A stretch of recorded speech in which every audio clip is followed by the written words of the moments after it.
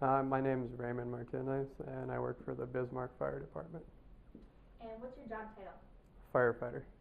Tell us about your education.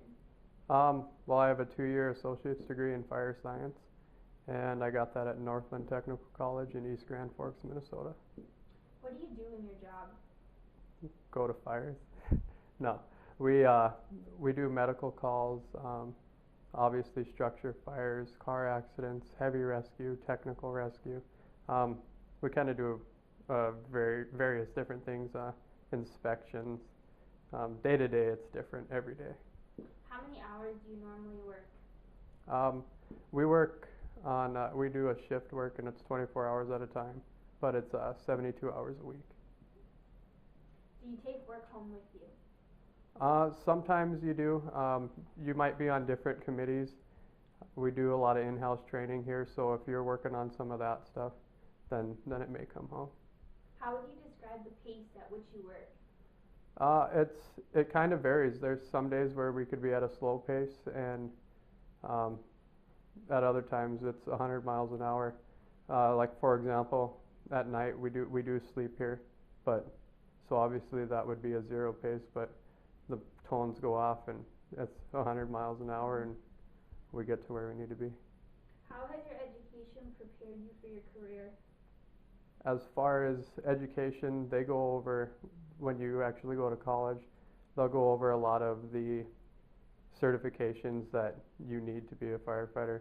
They cover hazardous materials, firefighter 1 and 2, trench collapse, just high level, low level rescue, EMT. So I mean, basically you cover all those topics, and you can choose to specialize in them. Other than the schooling, you're gonna have to go out and get certified and actually get the certificates. Did you specialize in anything? A lot of that will be when you get onto a department, and you'll kind of pick and choose what interests you. Right now I'm currently working to get on the special operations team and working towards being an instructor for auto extrication. What would be the starting wage for a job like yours? It varies. I'd say for the Midwest, you're probably looking at that $35,000 range up to low 40s. When did you decide on this career? I actually decided in high school.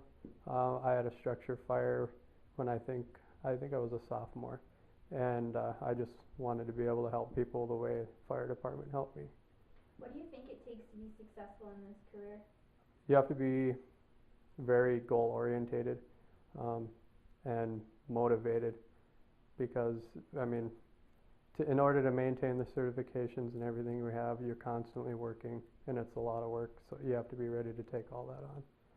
Do you travel for your job? We don't travel too much unless we're going to go out to like the National Fire Academy or do some specialized training in another state.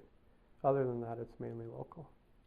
Do you work independently or on a team? And if you work on a team, can you give us some examples? It's very team orientated.